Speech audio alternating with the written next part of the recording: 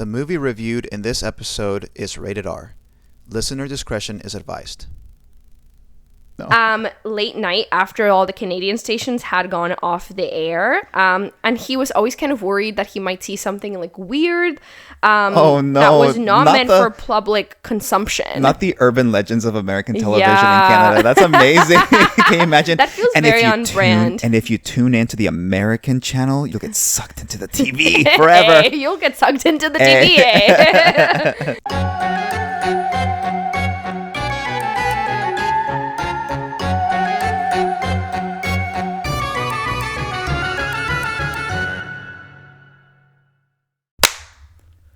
Good evening, everyone. Welcome to the Scary Movie Nights podcast, a bi-weekly podcast where the scares are real, but the friendships are realer.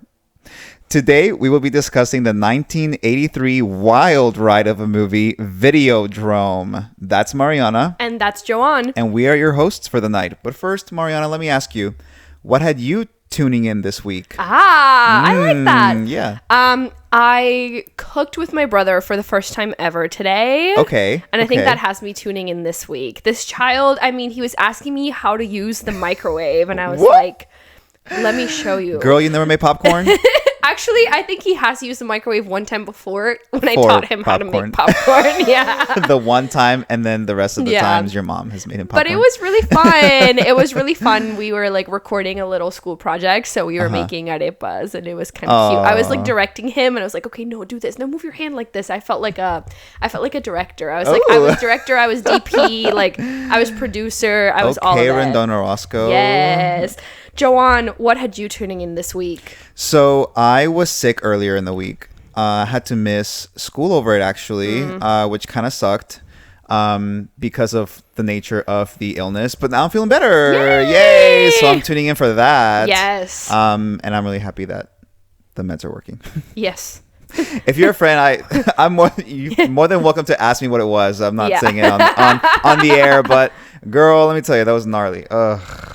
Anyway, we love Western medicine. Yes, thank you, pills. Pills. But this one goes out to drugs. Hey, this episode sponsored by drugs.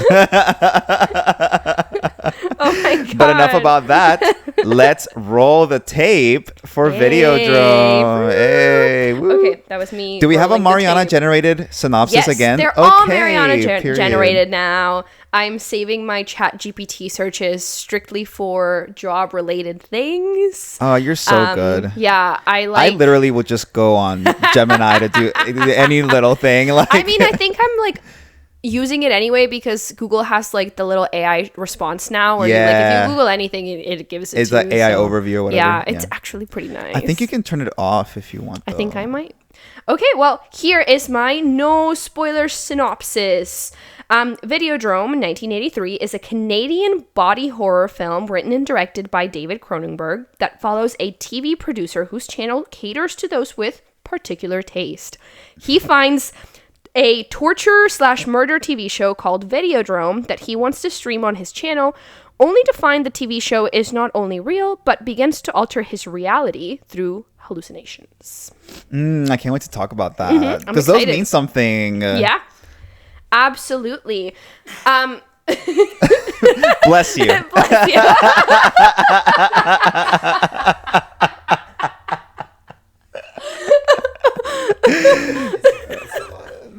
Yeah, live studio audience, everybody. Live studio audience. They know because I talked to Brian. I'm like, Brian, Google this. We do talk to Brian. Brian's our go-to for facts. Yeah. So the casting for this film I thought was fantastic. So we have James Woods as Max Wren, and I always like to look the main characters up a little bit, and a lot of his work I did not know, but he voiced Hades in Disney's Hercules. Okay, which I love. And then we have Debbie Harry as Nikki Brand, and she was actually the lead vocalist for Blondie, which is great, which is awesome. I had no idea. Blondie. I do too. And she's so hot. She is. She's so beautiful. Honestly, yes. She's so beautiful. The whole time I was watching, I was like, watching, looking respectfully. Now, this movie, according to Tim Lucas, it deals with themes of this sprawlingly technological world on our human senses, which I think is really interesting watching this movie in 2025 because technology is part of our lives now more than it ever has been before. We carry it with us pretty much everywhere. We are constantly plugged in. Constantly. It also kind of deals with themes with this like fascination of horror, sex, and violence, and the boundaries of reality and consciousness. So it's really, really great. This movie really was a really fun watch, and it was a trip, and it's worth watching it once or maybe even twice. For production, this was shot in Toronto. It had a $5.9 million budget, and that is in American dollars. Wow. And it shot from October 27th to December 23rd of 1981. And the special effects for this movie were done by Rick Baker. So he's this iconic, like, 80s special effects artist. And they had originally... the sound effects are so 80s. The sound effects... Oh my God. I love the movie. The whole movie's very 80s. Yes. And I love it. In the best way. Yeah. So they had originally told him that he would have 6 months to create the special effects for this film. But then they cut it down to 2. So he had just 2 months to create these effects. Couldn't pay him or something. I don't know. Yeah. We can afford 6 months of you. You get it's like 2. you have 2 and you have to do everything in 2 now. So I can talk more about some of the shots, but they got creative. I think for some of these shots, there's this one scene where a hand is kind of coming out of a television, and they use like the same material, like the latex that they use for like dental dams, and they had it like colored like skin, and then they projected onto it because it was like a TV screen, and then they had like, you know, a hand coming out of the TV. Whoa, that's pretty good. Yeah, that's great. Everyone's so creative. Yeah, I love it. I think that must be such a fun job. I have one more cool fun fact about the special effects, but I think I'll come back to it because I feel like it's kind of a plot point in the film. Or should I talk about it? What do you think, John? Yeah, let's talk about it later. Okay, I'll leave it for later. Yeah. So this movie was directed and the screenplay was written by David Cronenberg, and apparently the basis for this film came from his childhood. Oh. Which is kind of interesting. Okay. The sex, violence, yes. and torture on the... Well, okay. so apparently he would pick up American television signals from Buffalo late night after all the Canadian stations had gone off the air. And he was always kind of worried that he might see something like weird that was not meant for public consumption. Not the urban legends of American television in Canada. That's amazing. Can you imagine? That feels very on brand. And if you tune into the American channel, you'll get sucked into the TV forever. Hey, you'll get sucked into the TV. He explained, I've always been interested in dark things and other people's fascination with dark things.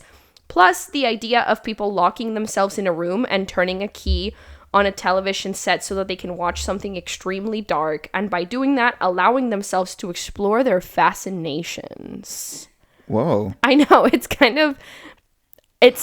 I think it's interesting. That's and it's very an interesting concept. Yeah, and I love the way that he put that in his film, because I can kind of see it. Absolutely. Because Videodrome, and I don't think this is a spoiler necessarily, it's like this TV signal that they get from they think another country, but really it's another city. And then it's just like the darkest, vilest, like action. He's like, how are these people getting to act this way? Yeah. And they're like, I think it's real. Yeah, it's very interesting. It is really interesting. Okay, so some cool miscellaneous details here. There were actually 3 possible endings for this film. I am a little unsure whether they were shot or not, because in some of my sources, they said that they did shoot these endings, and some said that they were just kind of thought up. But I think that's what I'll say, because this definitely spoils the end of the film. Okay, yeah. Also, the movie, not the network. The movie was originally titled Network of Blood. But I think I like Videodrome a lot better. I think Videodrome is a big, like, it's one word, like Madonna. You know what I mean? Yeah. Like, yeah. So Network of Blood, I like Network of Blood, but I think you're right. Videodrome is better.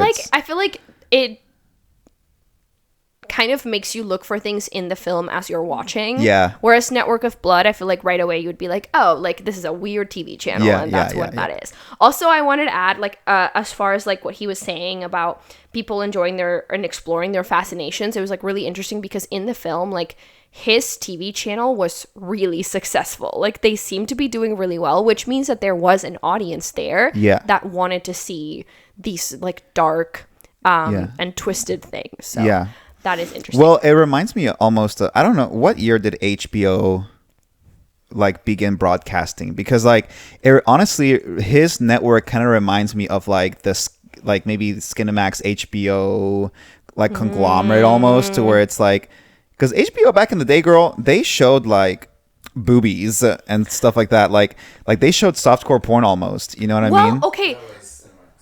Oh, it was Cinemax. Okay, that's what I'm thinking Cinemax. of. Oh, really? They were the ones that had like movies. They were like the premiere one. Oh, Okay. okay. Brian, do you want to be a guest for a Videodrome episode? So it says Cinemax was an American pay television network owned by Home Box Office. Okay, so maybe that's what I'm thinking maybe of. owned by HBO?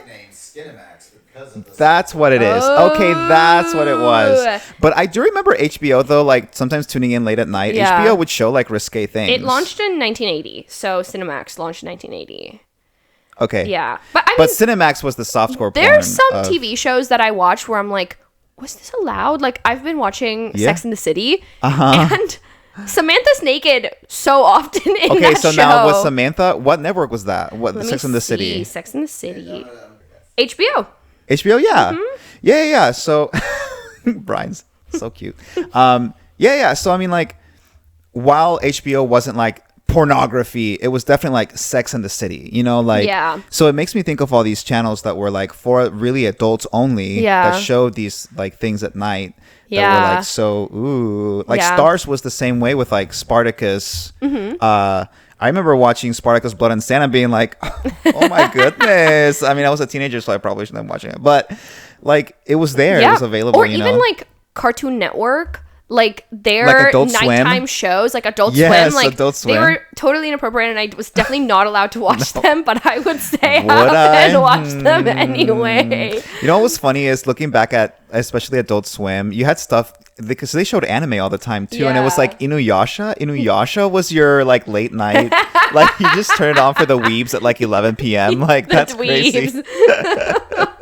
Hey, I'm a self-proclaimed weeb. I love anime. Yeah, I also like anime. I also am a... We need to start.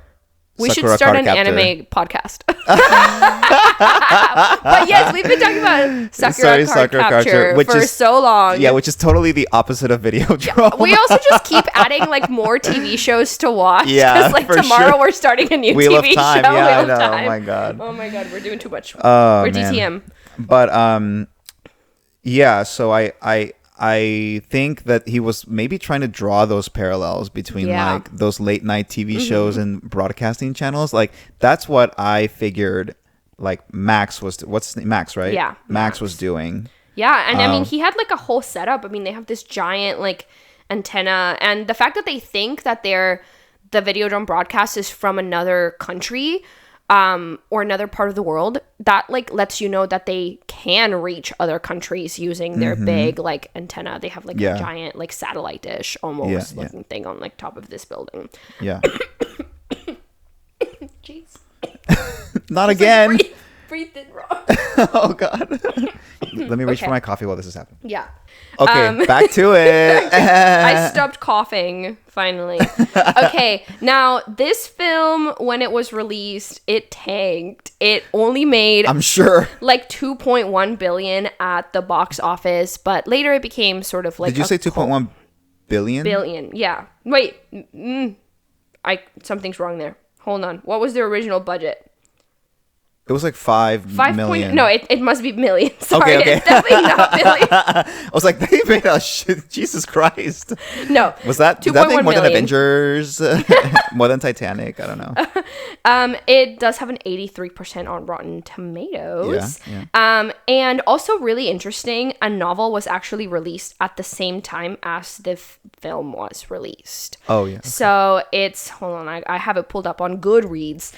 So Videodrome, it was written by Jack Martin, but that was actually a pen name for the author, Dennis Etchinson, who's like a pretty well-known author. And it was based on the screenplay by David Cronenberg. It also, like, the book stayed pretty true to the screenplay and like the, you know, story that we see in the film. But it has like an additional scene where a TV comes out of Max's bathtub.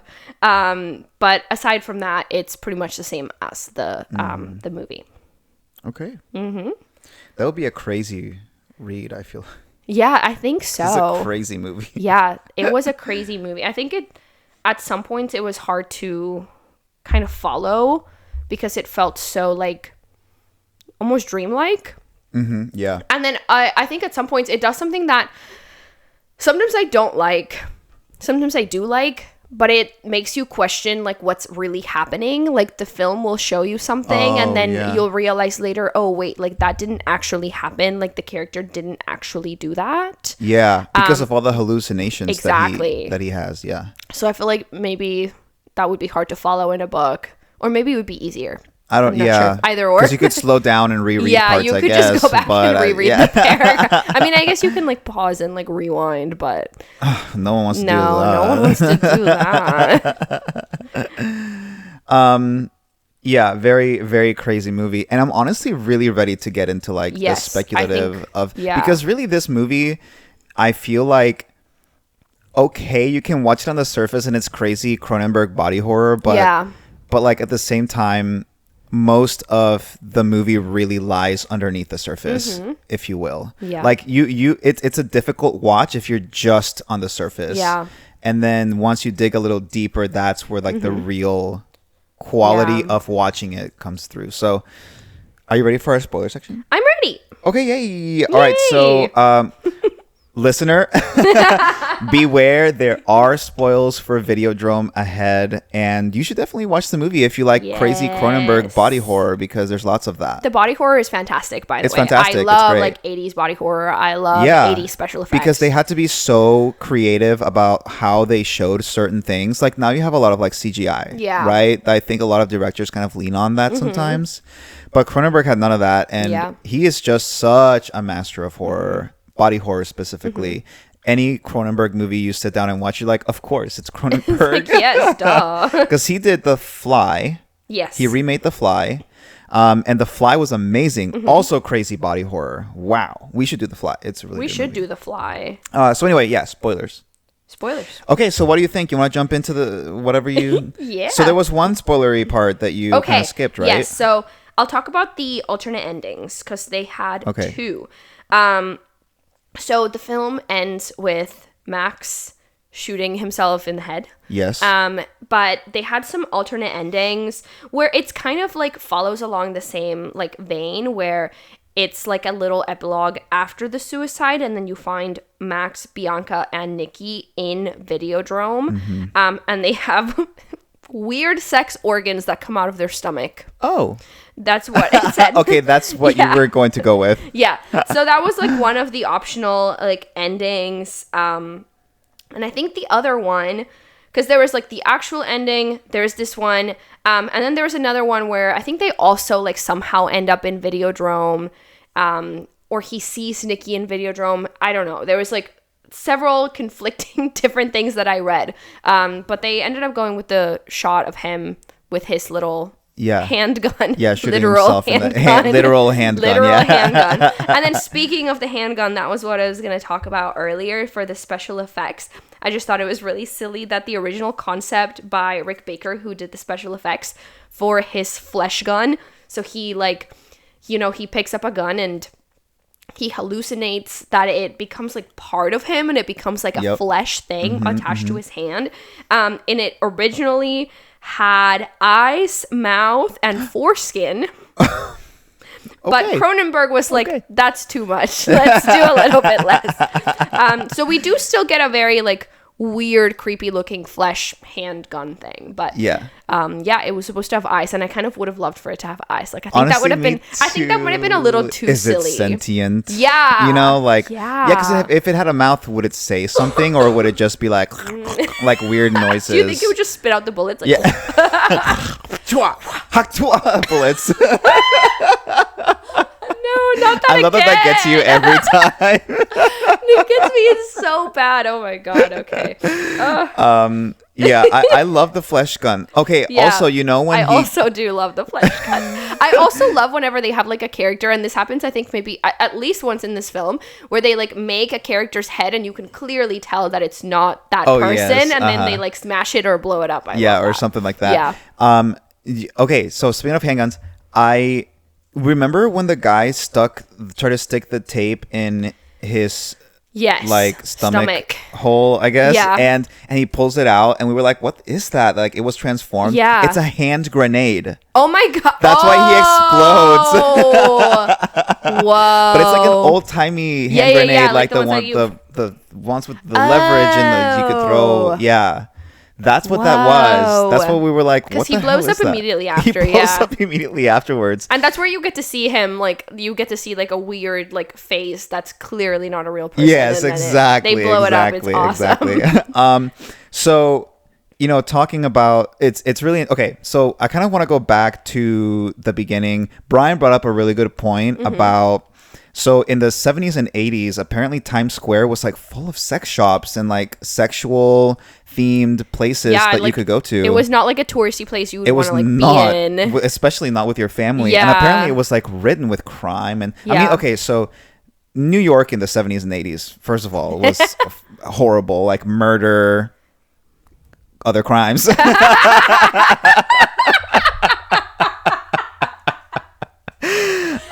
So other crimes, etc.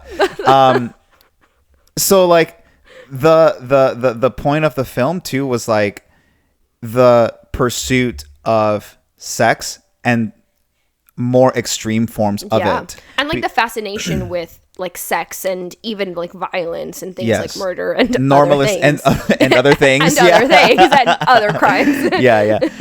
I guess the two highest crimes that we're observing here in this movie is violence like murder and things like sex crimes like prostitution and human trafficking as well. Yeah. So, you know,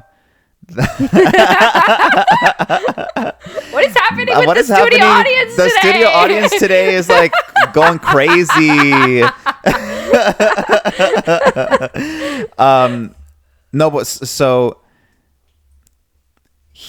Max is looking for more and more intense Yeah. forms of media, whether it's sex, violence, or Yeah. both, when he finds Videodrome, right?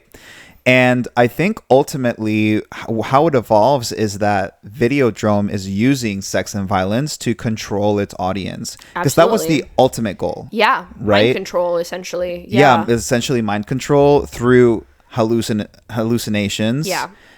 Making you see things that maybe weren't there, but made you believe certain things, and then you do certain things. Yeah. That's very much in parallel to even media now. Yeah, absolutely. Like the news, for like example. it's super relevant. Oh my Yes. God, it's super relevant. Extremely. Because you are really pigeonholed by these algorithms Yeah. into your own part of the world, right? And Yeah. it feeds you more of it. It does. And you become more ingrained. Yeah. And it radicalizes you, really. Absolutely, because it kind of cuts you off from other viewpoints and Yeah. other points of view and other people's opinions, because I think pigeonhole is the perfect way to put it. Yeah. So that was really a very interesting and relevant point to even today, you know, back in 1983 when this movie released. Like that was the point he was trying to make. Hey, we're headed in this direction. Yeah. Is Cronenberg low-key a prophet? Oh my god. is he a prof? Is he? Pro- I wonder what he thinks of this movie now, like knowing like all the technology. And I mean, obviously technology doesn't make us hallucinate like it, you know, like it does in the film, but it absolutely, I think, informs or influences the way in which we act and we like encounter and interact with the world around us. Yeah. Which is insane. Yeah. Because I think, you know, Max goes through this journey of being controlled by the Videodrome. And then when he talks, is her name Nikki? The girl Nikki. at the mission? No, Bianca. That's Bianca. Nikki is the girl he sleeps with. Yes. Okay. So, correct me if I'm wrong too. Was Nikki sent by Videodrome to control Max? I don't think so. Okay. No, she, I think, had her own issues and she needed therapy and she sought course. out Videodrome on her own because he showed it to her. But it was that other guy that kind of worked for Max. He was sent from Videodrome to show him Videodrome. Okay. Because they wanted to co-opt and use his channel in order to broadcast Videodrome for the public. Okay. I don't know where I got that from then. But so when he goes to Bianca to kill her because he's on Videodrome's side because Videodrome is controlling him. She basically reprograms him. Yeah, she's like Uno reverse. Yeah, Uno reverses it, and she was like, "Now you go kill a Videodrome," and that's where we get our tagline. Yeah. Death to the Videodrome, long live the new flesh. Yeah, that's right. Great tagline. Honestly, that goes off so. It hits hard. hard. It's so good, Yeah. dude. I love that tagline. So good. But it's interesting. You know, we think that like Bianca's side is the good side because there's like not a shit ton of violence and rape and stuff like that.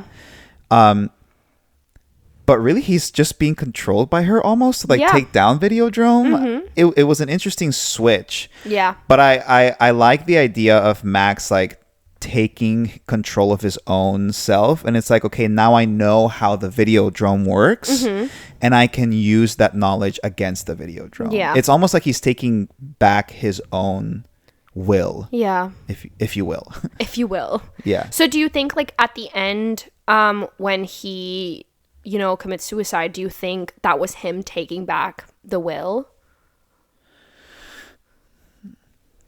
I think there's multiple layers.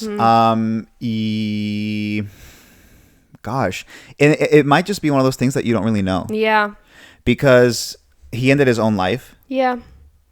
But Nikki said it was in order to transcend his flesh and then take on Videodrome in the next step. Right. Because she's like, it doesn't end here. You have to leave your flesh in order to continue fighting the Videodrome. And so that's why he kills him. Like she's like, I'll show you what to do. And then he sees himself on the TV, like shooting himself in the head. And then it shoots to him in real life, shooting himself in the head. So it's like, how... I don't know. It's interesting. So I think on the very surface level, it's like him moving on to like the next step where he has to like fight the Videodrome somewhere else.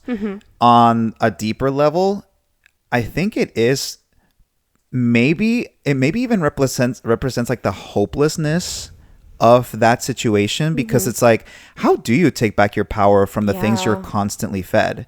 Like, because you are being fed facts, opinions all the time, 24/7, and it's in your own realm of like like your own perspective sort of thing.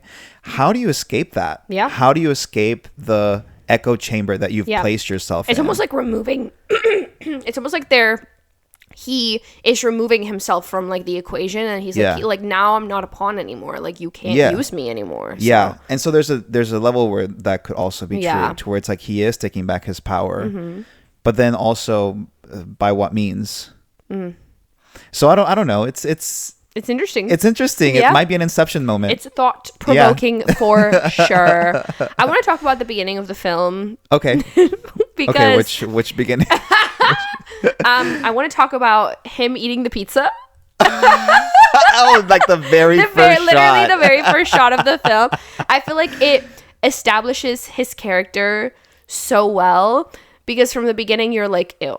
Yeah, you're slovenly. Like, ew. Slovenly. Yeah, like his living situation, pretty gross for a somewhat successful like television producer. Because like, or a grown ass man in general, to be honest. So true. And then he's like heating up he's making coffee, and then he has this cold pizza that's been sitting out on the counter. But there's like, his kitchen's just dirty. It's disgusting. Yeah. Like there's like stuff dripping on the on the counters that's like dried. Like his coffee pot's dirty. Like when's the last time you cleaned that, bro? No. His mug probably he just like reused it. Yeah. His pizza is just sitting there. It's just sitting there, and then he takes the pizza and dips it into the coffee and then eats it. He's like, this will warm it up. It's just like, it just lets you know, like, from the beginning, like, from the get-go, like, the kind of person that he is. And then, you know, only to find then that he, you know, runs this TV channel that, you know, shows some crazy things and softcore porn and all this violence. And sometimes just straight up porn, honestly. Yes. Because then we get to see, like, we get a taste of his channel, and it's... Do you want to talk about it? The Japanese scene? Yes, yes. Yeah, where she goes... okay, so there's this, like, woman, right? Yeah. And she's wearing, like, a kimono or something. Yeah. And she goes over to this little doll, and Mara and I are both like, that's cute. That's an interesting... And then Brian's like, that's a dildo. And then she takes off the hat, and it's a freaking... It was a dildo. It was. And they're like looking at it, and they're kind of like reviewing it to see if they would put it on the channel, and they're like, no, we don't really want this. This is too basic. I was like, dang, bro, like you've got this woman like straight up, this is too basic for you. And oh my god, that's around the time he finds the Videodrome. Yeah. And immediately after that, he's got this like whole setup where he tries to kind of access channels from like other countries or other places, other cities, and he finds really weird stuff, and that's where he first sees Videodrome. Mm-hmm. Yep. And he's like completely entranced by it. Mm-hmm. Almost doesn't believe it at first. He's like, how do these people do? It's like minimal production value. Yeah. How do they get these actors to do all these things? And you know, it's again the appeal of the taboo. Yes. Like he's had sex. Yes. You know, what's next? And like it's this thing where you develop almost like what is it? Like once you've had, you know, just sex by itself for a little while, then it's no longer enough. Like you develop a tolerance for it, and you just have to keep searching for like more and more and more. Well, it's like especially weirder true. And weirder and weirder. It's especially true of pornography. Absolutely, yeah. And actually, there is a pornography issue with young men specifically these days because it is so readily available. Yeah. Right? It is literally at the tip of your fingers. At any point, you can look up whatever you want. Mm-hmm. And people are becoming desensitized to these things. Yeah, absolutely. And like even addicted to these things. And it's so like unrealistic and damaging. Young people, not only boys, you know, but young people are getting addicted to these things. And it used to be that, you know, back in my day, you used to like hide magazines and stuff like that. And it was like so hush hush and like, it would be like your friends like found something in their dad's closet. And then you would like look at it out of curiosity and you would consume some of it that way. But man, like now, oh my god, like you can just literally search anything up. And you can search the weirdest stuff. I'm sure it's out there. And that's why I'm like, was Cronenberg a prophet? Yeah. Because that's literally what Max is doing. Mm-hmm. Max has seen all of that stuff. It's so readily available to him and to his viewers. He's like, hey, we have to look for the next extreme thing. Yeah. And it's this snowballing effect. Absolutely. Also, I wrote down about the handgun itself. I wrote down LOL pun. The handgun. The handgun. Yeah. I thought like, is this a metaphor for masturbation? Like, yeah, it might possibly. Be. Because, you know, also like, okay, so like the first time he he's just laying there on his couch watching Videodrome, I guess. I don't know. Yeah. And then he like wakes up or something, and there's like a hole, which is very obviously a female sex organ. It definitely looks like it. It's very much but it's giving. In his stomach. But it's massive. in his stomach. Yeah. And he has this gun, and he like just tucks it away. Sticks his gun in there, and then it like eats the gun. He like takes his hand out, and it's like the gun's gone. The gun is gone. Yeah. And then it closes up, and now he can't get it out. And, you know, it's that like.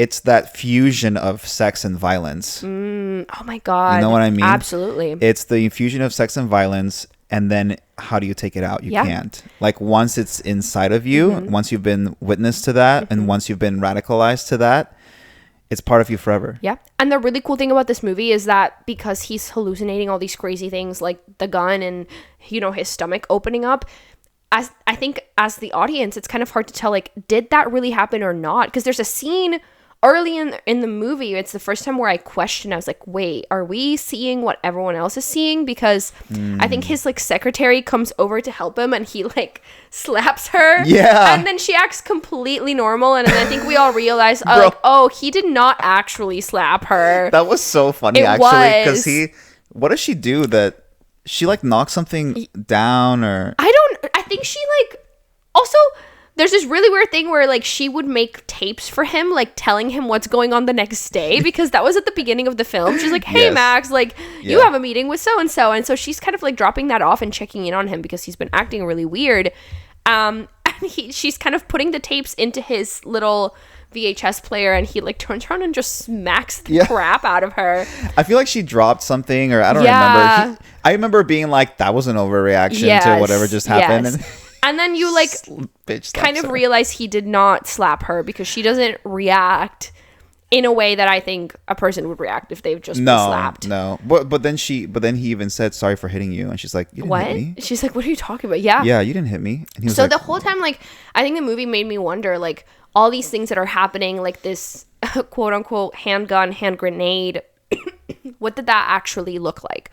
Like, did he actually have a grenade on him, like just in his pocket? Like, or was he actually, like, his flesh was opening up and, you know, storing hand grenades and guns? Like, is that what was actually happening? yeah, like there seems to be at some point, because there's definitely hallucinations, right? But there's definitely at some point seems to be something real about what he's experiencing. Yeah, absolutely. And I mean, it has real effects. yeah, real effect, like in the real world. Yeah. And but that also begs the question, is that just one big hallucination, or is it? But like, how would the wall have exploded? But then he went through and he was like at that. I don't know. It was weird. It's weird. It's weird. It's very movie. weird. It makes you question everything, and I think that's kind of part of the point. Yeah. Right. What do you think the new flesh is? That's a fantastic question. Right, because he says, "Death to the Videodrome, long live the new flesh." Is that just like a on the surface level, like the new flesh that he is growing into, or is that like? I was also thinking about, because the whole thing with Videodrome is it causes like a tumor to grow. Like, yes. Could the tumor be the new flesh? But that would be like the opposite, because the Videodrome is causing the tumor. Yeah. So I don't know. We should look that up and. What is the new flesh? Talk Or about it maybe later, or what? David Cronenberg was just like, that sounds freaking that sounds cool. freaking cool. Yeah, Yeah. we're just gonna use it. Someone They'll said figure that it and he was out. like, perfect. He's That's like, what we're yeah. using. Yeah. Got it. Long live the new flesh. There was something I noticed about Bianca when she doesn't she like put a new cassette in him? Yeah, I think so. Right. And that's what like reprograms him to like fight the Videodrome. But when she puts in that cassette, it's like she's inserting media into him, right? So if you bring it back to like the metaphor, you're now consuming different types of media that you weren't consuming before. And it like changes him, but it's painful. And I'm like, that's very interesting, because like people are so dead set in their ways. I think we're all inherently very stubborn because we're tribalistic in nature. Like, we want to believe what our friends believe and belong with our friends. So like, when you change your perspective on things and, for lack of a better word, reprogram yourself, it's that process is painful. Right? A lot of us are not willing to go through that pain, the loss of friendships. It challenges like your beliefs, possibly values. And also, like, as you were talking about that, like, could that be a metaphor for maybe like even propaganda? Yes. Like with this whole like reprogramming absolutely, of media. Yeah. Yeah, for sure. It's for sure like a metaphor for propaganda that you see in the media, for sure. And the scary part is you don't know you're consuming it. Yeah. Right? Because the Videodrome, it was very insidious to where it was it was very much in your face, but he didn't know it was causing a tumor. Yeah. To grow, like at first it's like barely anything. Like I feel like it definitely like develops over time throughout the film, but when he first sees Videodrome, he doesn't nothing really and is the signal him. Is even weak too. Like it keeps going in and out. Yeah. To where you can barely see it. Yeah. Yeah. I mean I think that's mostly what I got from the movie. Is just this like metaphor and or analogy or allegory for like being programmed by the media and you having to grow out of it through painful means. Of course, layered under like this like badass crazy movie that's just a totally wild ride. You know what I mean? I think we should talk about Dr. Oblivion.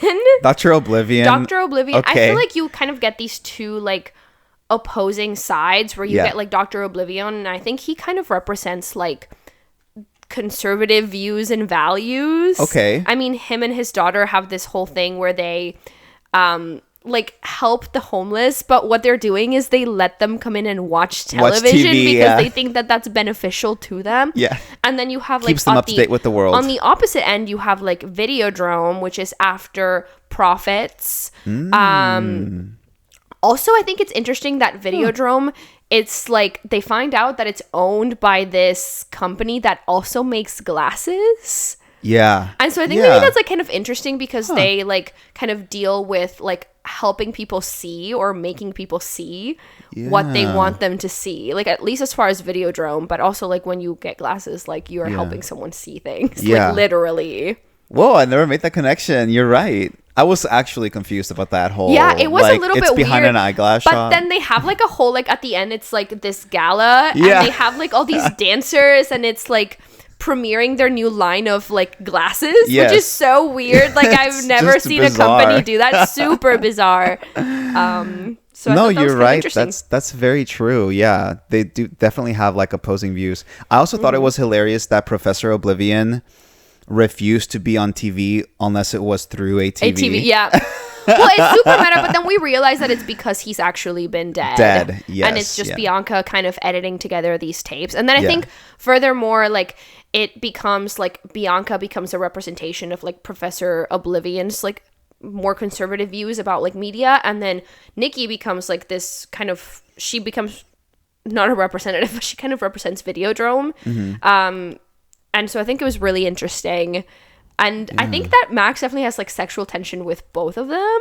Yeah. For sure Nikki. I mean they actually like did it. They did it. And whenever they first meet, he's like flirting with her and stuff and takes her home. But then with Bianca it's, I don't know, it's a little bit different. It's a little Maybe different, not necessarily like inherently sexual. So but, you know that's a good point. And the fact that Bianca was just using the tapes of her father to like further an agenda is very interesting too, because during that time you think you're listening to Professor Oblivion, but you're not really listening to him. You're only listening to the parts that Bianca has selected for you.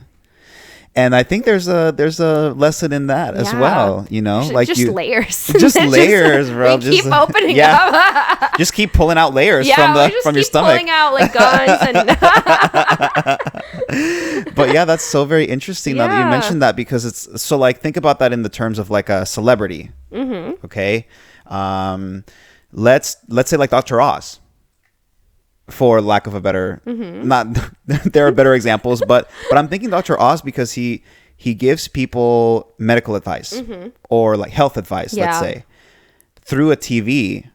But do we know who's behind Dr. Oz selling him sponsorships? Maybe absolutely. Are people trying to influence him through money, through political power, and then is he regurgitating these things to you? And you think you're listening to Dr. Oz, but really you're listening to whoever's giving him the money. Or also like maybe like he seems like a busy man, like maybe just more simply than that, like he's maybe not doing all his own research, like he probably has research assistants who are looking all this stuff up for him. But yeah, absolutely. And then at the, you know, government level, like you have people who are like lobbying to try to, you know, pass laws, and it's oftentimes these like corporations that have money, and then they're influencing like the laws that are passed and the way that we then have to and live so our lives. how do you know that the politicians who are speaking to you are speaking about their own experiences or even their own expertise or their own beliefs, and not some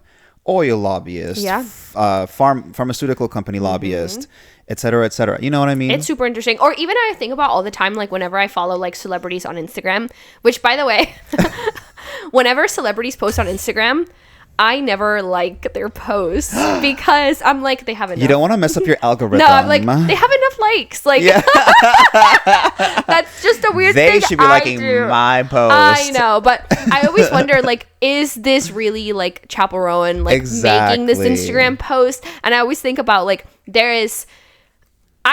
I know for certain that celebrities have like private Instagrams that like, you know, the public is not privy to, and you never really know like what their beliefs like truly are. And I don't know, I'm thinking of like Taylor Swift, and you know, like putting your beliefs out there might make you lose followers or she like gets lose booed the support. every time they put her on screen at the. But I remember like dumb. watching her documentary, and she's like, she wants to post against Trump, and her team is like, you shouldn't, like we've never been political, like we've never done that. And she's like, no, I like need to. And it's, I mean, that's like a silly example, but you know, these people like they live off of like a brand, like they are their own brand, and they might not want to put out certain things, so they might do it in private, and you don't really know like if what you're seeing is how these people actually feel. And it's just kind of crazy to think about, like we're just seeing everyone, and I think that's true of just like everyone on social media. Like if you see my Instagram feed, like that's just one very shallow part of my life, but it says nothing as to like what I believe or how I was feeling at the time, even if you see a picture of me smiling. The point I think the point too is there's always layers to everything you see in the media. Absolutely. What you see might be true on the surface, but you have to also realize that there are things behind that message, image, whatever it is that you're seeing. There is always a point to what the media is showing you, and you need to be aware of that at all times. And I think the reason it's so powerful is because what you were saying earlier, like we as humans, like we seek community, we like want to belong, and I think that's why media and social media, it's all so influencing to us. Like just seeing something like can influence how you act, what you buy, what you do when you do it. You see, you know, Kim Kardashian endorse a product, you're gonna you're more likely to buy it. Even if you don't, you know, I don't care about Kim Kardashian, but like the fact that you've seen that product over and over and over again, it is almost like they're mind controlling you to then buy that product. I'm at a point where like I have so many like YouTubers and stuff that I follow that have like promoted Skims that I'm like, should I just get it? Like, they really like it. Maybe I should get it. Like, it works. I have absolutely been influenced to purchase different things. Too. Like, I subscribe to like Ground News, which is actually a really cool app. Look it up if you're interested. But, you know, I saw it on like Kurzgesagt. I saw it on Alex. I don't remember. It's not Alex Jones. I don't remember his name. It's some philosopher I follow on YouTube. I saw it on this other guy's thing. It's like, oh. Yeah, sure. I've seen it on like 5 people's thing. Like, let me log into that. Brilliant is another thing, which is like Duolingo, but just for general learning. You've seen Brilliant before? I feel like MeUndies. There you go. Wait, HelloFresh. By the way, if any of these would like to sponsor us. I mean, I'm still shooting for that Kane sponsorship. All I want is a box combo once a month. Come on, Kane. So funny. Yeah, you can afford just pay us in Canes. Like, come on. But yeah, so yeah, like there's layers to the things that you're absorbing, and at what point is it mind control, making you see different things, changing your perspective, because the world that you live in is not the same world that other people are living in. You are living in your own world with your own perspectives. And or I think like the same world that other people are like perceiving. Yeah, your perception, is the same world, but everyone's perception is so different. Correct.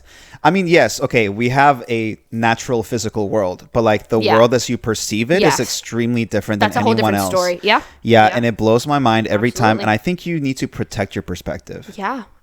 Protect your perspective. Death to the Videodrome, long live the new flesh. Death to the Videodrome, long live the new flesh. Okay, so let's go to the good, the bad, and spooky. Yes, I'm excited. Okay, what's your good? Okay, my good, the special effects. I am a sucker for 80s special effects. I love when they make the fake head and it looks so fake, but it's still kind of like disturbing. Like it's still weird to watch and like off-putting. I also really like the ambience of this film. I think you wrote in our notes, it feels like dirty and grimy and like the whole vibe of the movie, like it's gross and I'm into it because I don't have to like be there, but I'm okay watching it. I also really like the music. I feel like it went really well with the themes of the film, like the synth. It was like so 80s, and it really contributed to like the whole vibe and like the hallucination of it all. So that was my good. I really like this film. I thought it was really good. Yeah, I think it's brilliant. Yeah. What about you, Joanne? I like the writing because it's so bizarre. I feel like there's not, except for maybe some parts in the beginning, there's like really never a dull moment. Yeah. It's always like, what the frick is happening here? You know what I mean? You're always wondering what's next. I think, I don't know if this is true or not, but it's uses a lot of the early tropes of hallucinations, if you will, because like now movies are like, was that real or not? Ooh, and like you can kind of tell like what the tropes they're using. Yeah. But I wonder if like when Videodrome released, if people were like, what the hell is happening? You know, like what are the hallucinations and what is real? Yeah. I really enjoyed that. I think it probably was instrumental in setting up some of those tropes. So that's pretty cool. What about the bad? Okay. I think it did feel a little confusing at times, and I think that's because of the whole hallucinations. I also maybe was a little bit sleepy when we watched this film. So it was a little bit hard to like keep track of what was happening, but I feel like it's really worth like sticking to it. Also, the worst part of the whole movie, the cold pizza in the coffee. And his apartment was just so dirty. I was like, ew, gross. Yeah, that was my my bad. What about your bad? A couple things. I think this isn't like a bad thing necessarily, but coming at it from someone at 2025 and as a gay man, I was like, I wish it wasn't so heteronormative. I wish there was some like gay shit going on. But you know, it is the 80s. It's a product of its time. Yeah, and like, you know, I'm sure Times Square didn't have gay sex clubs or whatever. Yeah. They probably just had straight. So I think that was what the media was really focusing on. So I totally understand. I give them that. And then I felt like, was it low-key misogynistic? Yes. Was it low-key? Maybe very high-key misogynistic? I think it was. I noticed a lot of violence towards women. It had a lot of violence towards women. And I felt like the female characters didn't really see a lot of development. Like you didn't really see like arcs with them. Like Nikki especially, like she almost feels like a symbol rather than like a person. And then Bianca, because she's there for like his use. Yes. And then she leaves for Videodrome. And then it's like, and then Bianca's just acting as like an extension of her father almost. Yeah. And like the way that her makeup and her like outfit and everything, she's like very like put up and like put together, and it feels like she's like almost like a secretary, and she's just like doing her father's work, and it's like, who are you really? Right. I definitely a little bit. Weirdly unassuming woman. Yeah. I think the women in this movie could have been written a little better for sure. Yeah, you're right. They work a little one-dimensional. Yeah, down to her secretary. Yeah, down to the secretary. Because all of the people in power were men. Yeah. If you really think about it. Yeah. Except for Bianca, but technically everyone thought her dad was alive, so really yeah, so she it wasn't. was really, she was not in the public, not outwardly in power. not outwardly. Yeah. I also felt like it fell dangerously close to the trap of using too much metaphor and symbolism to express what it wanted to say. It was a little too, like, you definitely have to be like, sit, You have to like lock think. In. Yeah, to watch this exactly. film. And I'm glad that I have you, Mar, because we can like bounce ideas off each other. You know what I mean? Like, yeah. So, yeah. So depending on who you ask, the unintelligibleness or unintelligibility, whatever, I like however. that. Wait, that reel you I'm sent just making me? up words. Wait, do you remember the reel about like delicately? Delicately. No, that's not right. That was so funny. You said it 1,000 times. I love it. So depending on who you ask, it might be a good thing, it might be a bad thing. Yeah. So it's like, are you a surface level enjoyer, or are you like, do you like to dive a little deeper? Yeah. I think there's things for both, to be honest, because of the special effects. Those were amazing. But yeah, I think it flew a little too close to the sun. You know what I'm talking about? It just started to melt a little bit. It's those just a wings. little bit. Yeah. They made it. They made Yeah, it. But just barely. There's barely. Yeah. What about the spooky? Okay, for me, the spookiest part is the technology controlling people aspect. Yep. Terrifying. Oblivion even talks about how that is not his real name, but he came up with it with like for this digital persona, and how everyone would eventually have a digital name, and that's totally true. We have screen names, we have like Instagram handles, online, and I feel like we're all, like you were saying earlier, like we're all pretty like tied to our phones and use them for literally everything. I would say. So this movie feels like very relevant today and kind of scary because of what like being online can do to a person. It can like kind of co-opt your thoughts or even your actions, depending on what you're seeing, depending on your specific algorithm. It just also, I wrote, how many things would I never have bought if it wasn't for Instagram or TikTok? Like, yeah. Genuinely. No, literally. I try and some of it is very hard garbage. not to. Yes, so much of it is. But I've definitely like have caught myself, and I've definitely bought several things because I saw them on Instagram before, or because I saw them on someone else who I saw on Instagram. No, our society is built on consumerism right now. Yeah, it absolutely is. Also, the trippy hallucinations were so spooky. I hate not being able to tell what's reality and what isn't. And so are you talking about real life or movies? Like both. Both. Okay. I think in movies it's like better, but like yeah, of course. It's the reason why I don't do drugs is because I really hate that feeling. Yeah. So agreed. At many points in the film I was like, oh my god, like is this happening? Is this what Max is experiencing? Like what he's hallucinating? Like when he slapped the assistant, but he really hadn't. So at the end of the film, I think all those lines become like very blurred. Yes. And it's really hard to tell like what's going on. Yeah. Yeah, I agree.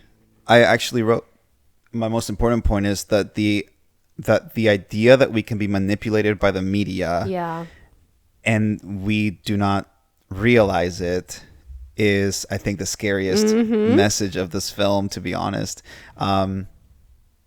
There's not really much more to say about that. I mean, it happens now. I mean, you see people being radicalized. Absolutely. Okay, I'm going to use this because this news channel, girl, Fox News.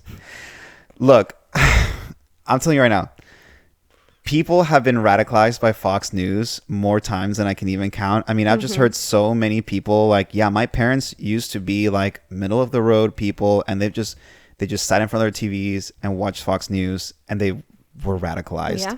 But I can tell that in some liberal spaces too, that it's like, okay, they're using very radicalized language. Absolutely. Like when I watch MSNBC, CNN sometimes, I try to be like hyper aware of the words they're using, because I'm like, that's propaganda language, bro. It feels really aggressive. It is very super aggressive. It's like there's this growing like divide, right? That disgorge that keeps getting bigger and bigger between the two sides, and the media that pertains to each side is making it worse. It's perpetuating both. And then we extremes. Have these algorithms which make it so that you literally see completely different things. Like, you are seeing completely different things from what someone else is seeing. It's insane. No, that's what I mean. So it's not like you're like developing differing opinions on the same thing. You are seeing different things altogether. They can twist facts and just add tons of opinion to it. Yeah. That you're just like, what is even real anymore? I'm having a lot of trouble discerning what's real sometimes because, which is like a theme in the movie, right?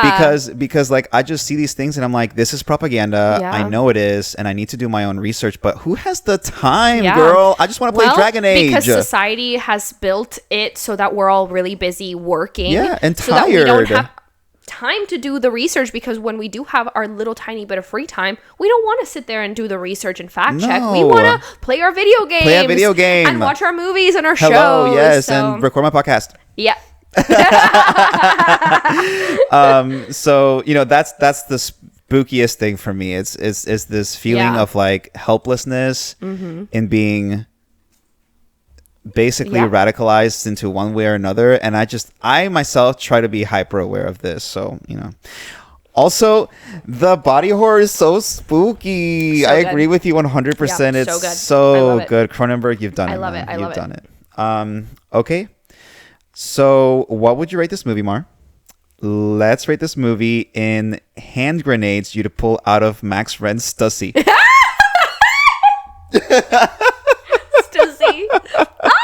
Okay, I would pull 4 hand grenades out of Max Wren's Stussy. How many hand grenades would you pull, Joanne? I would pull 3.5 hand grenades. So one that's been pulled. Just blow me up at this point. Okay, now let's see if Letterboxd agrees with our ratings. In this section, we read memorable Letterboxd reviews that are interesting, especially insightful, or downright hilarious. So I've chosen 4 of them. Okay. You want to start us off? Yes, so this is from Lucy, who rated it 3.5 hand grenades, and she said, "Quick question: what was this about?"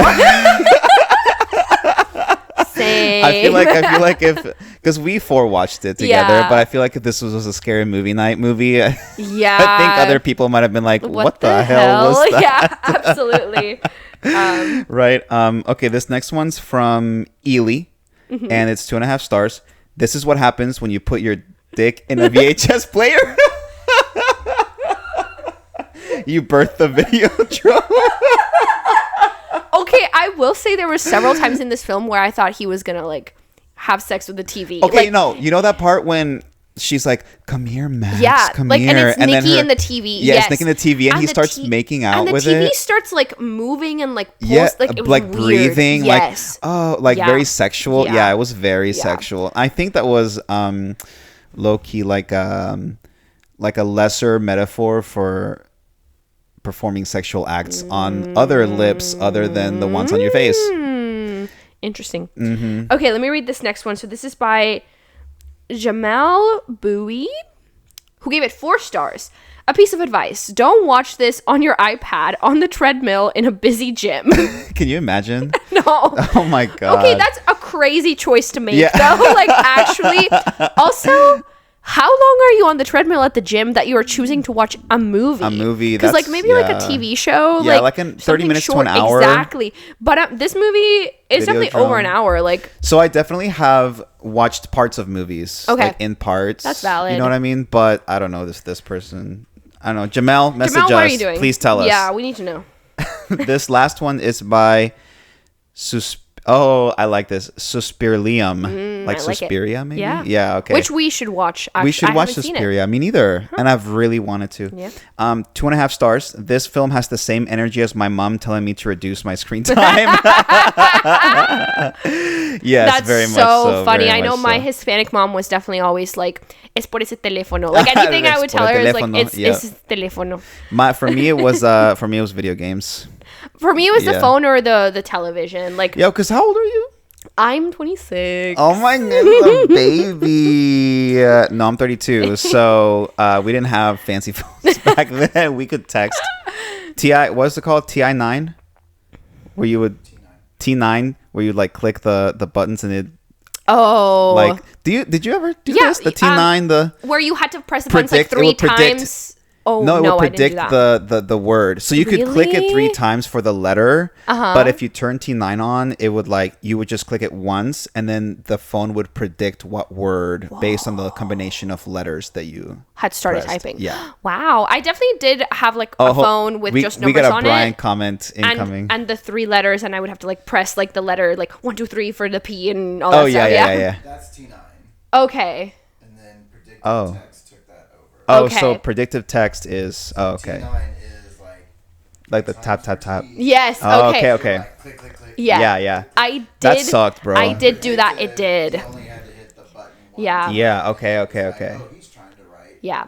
I will say Yeah. usually it wasn't for texting purposes. Like at the time, like I would mostly use it like if I had to put someone's name in my phone, like for the contact. Yeah. I would be like, okay, Joanne, like okay, Jay, okay, you know. Yeah. It took a little bit. Yeah, and I could probably still do it to this day.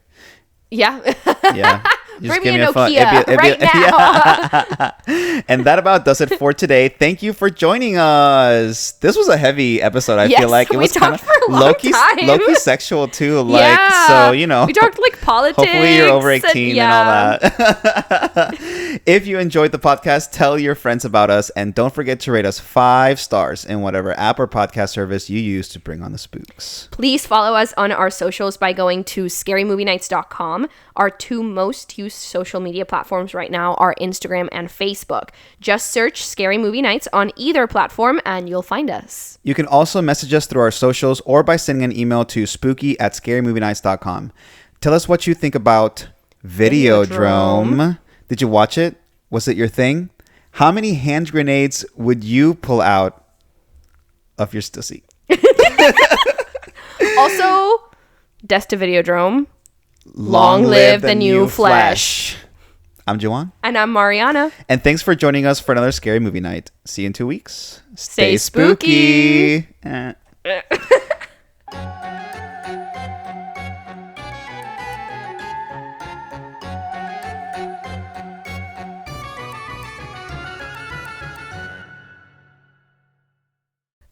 That was a crazy episode, actually. Yeah. It's a crazy movie, to be Yeah, fair. it was a crazy movie. To be fair, it was a crazy movie.